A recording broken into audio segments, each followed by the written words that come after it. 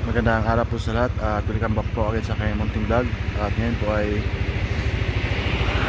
araw ng linggo at ako ay uuwi sa amin at ako po ay excited kasi yung baik namin ay mawawalay na at may buyer na din po. At yung inahin namin na isa ay nanganak na rin po. So excited po ako uuwi sa amin.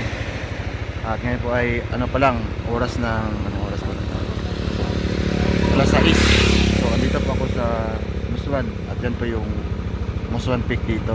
So kita-kits pa tayo sa baboyan namin in 1, 2, 3, 4, 5. Go!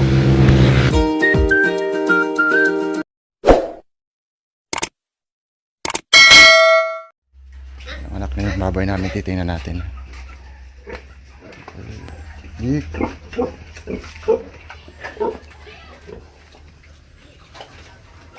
At ito na nga yung mga bagong panganak na mga biik namin.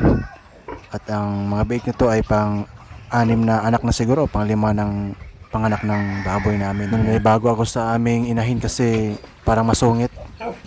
Masungit siya at natatakot nga ako baka kagatin niya yung aking kamay. Kaya di gaano akong humahawak sa aming baboy sa ngayon. Pumasok nga dyan ako sa kulungan niya at sabi ni Papa huwag na daw linisin kasi masusungitan po siya pag nililinisan yung sa bandang puwit niya. Bagong panganak pa nga lang daw kaya ganyan po daw masungit.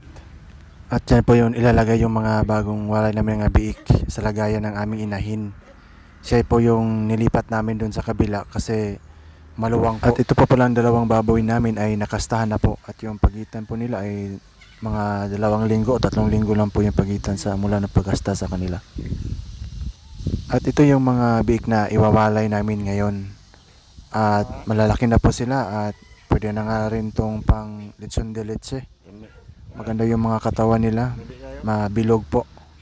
Talaga namang matutuwa ka kapag ganito yung makikita mo sa mga alaga mong mga biik na malulusog sila at malalakas na silang kumain. Talagang sobrang liksi na nila at di ka na mababahala pa kasi alagaan mo sila ng sakto.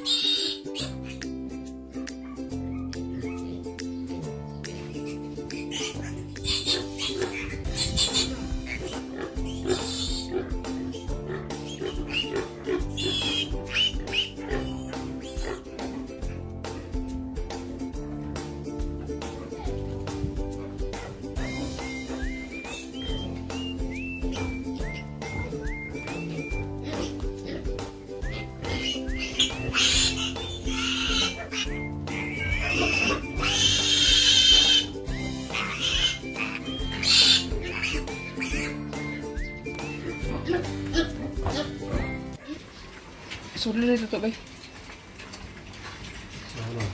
Merah, merah. Oh, yun lang. Ang gawin mo yun. Ngayon man ibilin? Ba't kung may man? Laki nga na. Oh. Dulaan na nila karon. Ayaw mo itong tubig.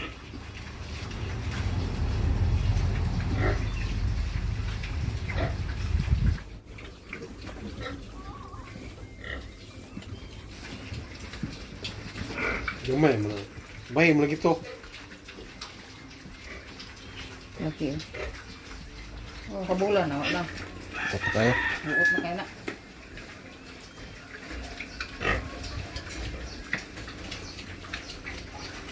Pero inom ko sila. Wala dito ang laki si Mo rin tutuyo ka nila yun. sige og kini ang Suwat. Mugay lang katingadan, ilang balikan. Kat-kat ito pero inom yun. Na ilang katingadan, balik-balikan ginana. Na sa sa niya. Ito na nga itong mga buhay-buhay. Abag ko itong anak. Nakuha na po pala yung mga bait namin, nabenta na po namin. At nung pag-uwi ko po ay hindi po sumipot yung buyer. So sabi ni mama, nung Martes daw, saka lang pumunta yung buyer dito. At yung kinuha ng buyer ay 10 lang po. At may natira dito na 3 at ito yung bubuhayin namin.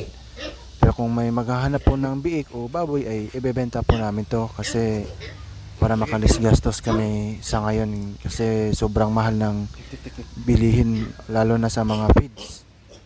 Para makalis gastos kami kasi marami-rami na rin tong mga baboy namin. At may mga susunod na biik na naman kami iwawalay sa mga susunod na linggo.